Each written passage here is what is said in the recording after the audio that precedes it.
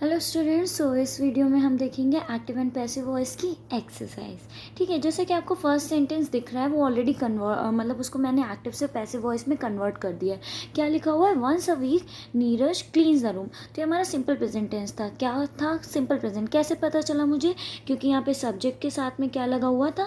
Cleans, मतलब verb की first form and S या यस ऐड था। ठीक है, सिंगुलर के साथ में जैसा कि लगता है।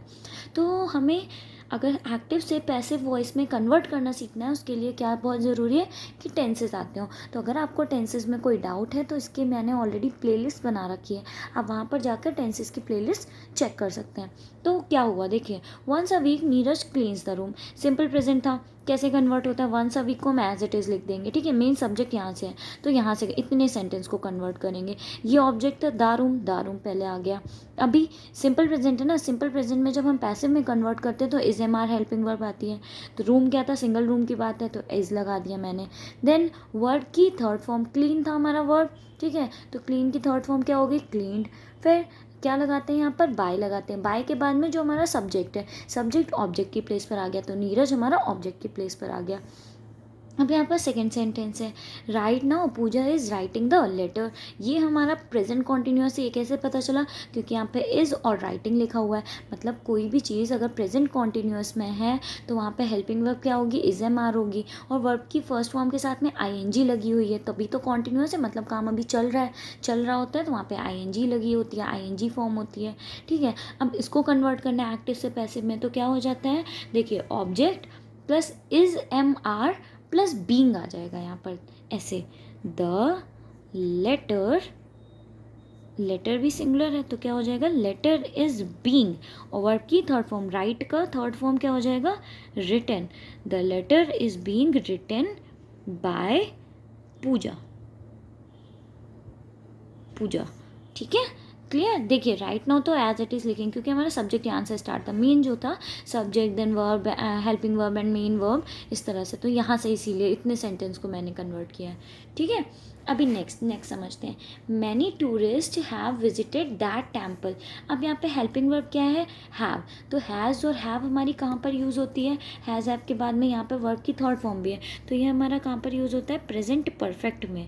कहाँ पर यूज़ होता है? प्रेजेंट परफेक्ट में।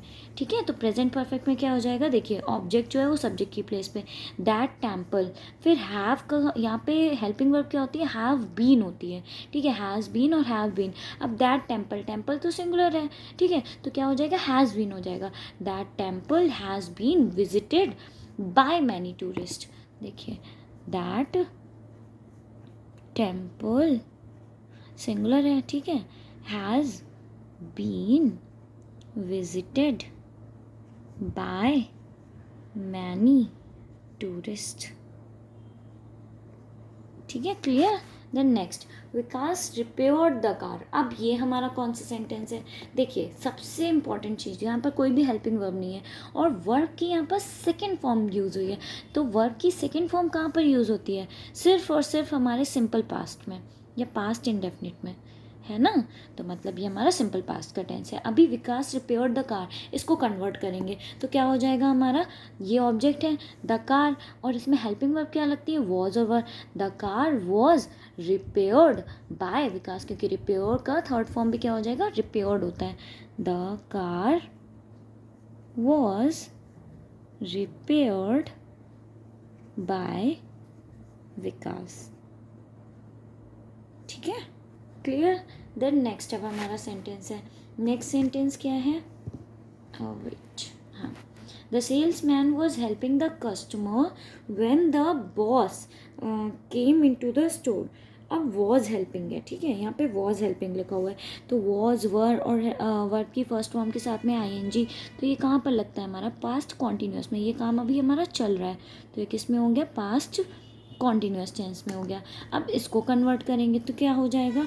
देखिए, the salesman was helping the customer, यहीं तक है ना। इसके बाद तो ये हमारा वेन से सेकेंड सेंटेंस ऐड हुआ है। ठीक है, तो कन्वर्ट हम इतने को करेंगे।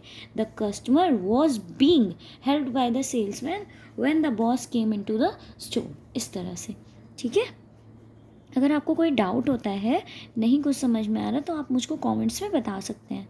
द कस्टमर वॉज बीन, क्योंकि मैं इसके रूल्स ऑलरेडी पिछली वीडियो में बता चुकी हूँ। तो हो सकता है अगर आपको कुछ नहीं समझ में आता है तो आप एक काम करना, आप इसकी पिछली वीडियो देखना, उसमें रूल्स सारे लिखे हुए हैं तो आपको वो क्लियर हो जाएगा एक्टिव एंड पैसिव वॉइस की।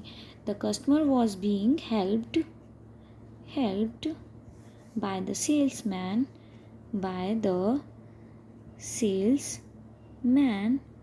when the boss came into the store।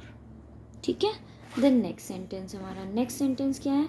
Vinay had repaired many computers before he received his engineering degree. Vinay had repaired, अब यहाँ पे हैड है, हैड हमारा कहाँ पर यूज़ होता है? सिर्फ और सिर्फ पास्ट परफेक्ट में यूज़ होता है। ठीक है, तो ये हमारा कौन सा टेंस है? पास्ट परफेक्ट है। पास्ट परफेक्ट को कैसे चेंज करेंगे अब हम देखिए। विनय हैड रिपेयर्ड मैनी कंप्यूटर्स ना, तो हमारा मेन तो यही था कि बिफोर ही रिसीव्ड, ये तो आगे का हो गया, ये सेकंड सेंटेंस स्टार्ट है, तो हमें कन्वर्ट यहाँ तक करना है। Many computers, then helping verb क्या लगती है जब एक्टिव से पैसिव में कन्वर्ट करते हैं? Had been. Many computers had been repaired by Vinay before he received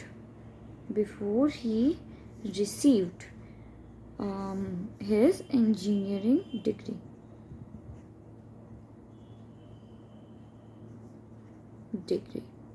ठीक है।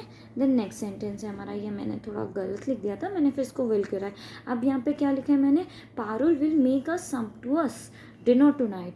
मतलब कि यहाँ पे क्या है? यहाँ पे हमारा विल लगा हुआ है, तो विल किस में होता है? सिंपल फ्यूचर में। तो ये हमारा कौन सा टेंस है? Simple future.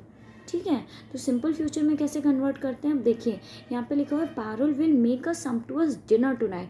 तो टुनाइट तो हमारा अलग हो गया, ठीक है, इसको हम इसी में ऑब्जेक्ट नहीं कंसिडर करेंगे, इसको लास्ट में ही रखेंगे। यहाँ पे ऑब्जेक्ट क्या है? अ सम्पटुअस डिनर। तो अ सम्पटुअस डिनर, विल का क्या हो जाता है? Will be made by Parul tonight. A sumptuous dinner will be made by Parul tonight। ठीक है, क्लियर। देन अब हमारा लास्ट सेंटेंस क्या है? They will have completed the project before the deadline. तो यहाँ पे आपने एक चीज़ नोटिस की होगी कि कहीं पर भी present perfect continuous, past perfect continuous, then उसके बाद में अभी फ्यूचर कॉन्टिन्यूअस नहीं आया और ना ही फ्यूचर परफेक्ट कॉन्टिन्यूअस होता है। ये चारों मैंने इसलिए नहीं लिखे हैं इनमें के सेंटेंसेस क्योंकि उसमें कोई चेंज नहीं होता है, वो एज इट इज़ ही रहते हैं। ठीक है, इस वजह से मैंने उनको यहाँ पर नहीं लिखा है। अब they will have completed the project before the deadline. Before the deadline पहले समझ में आ गया, यहाँ से इसको अलग हटा दीजिए। तो the project will have been completed by them. The project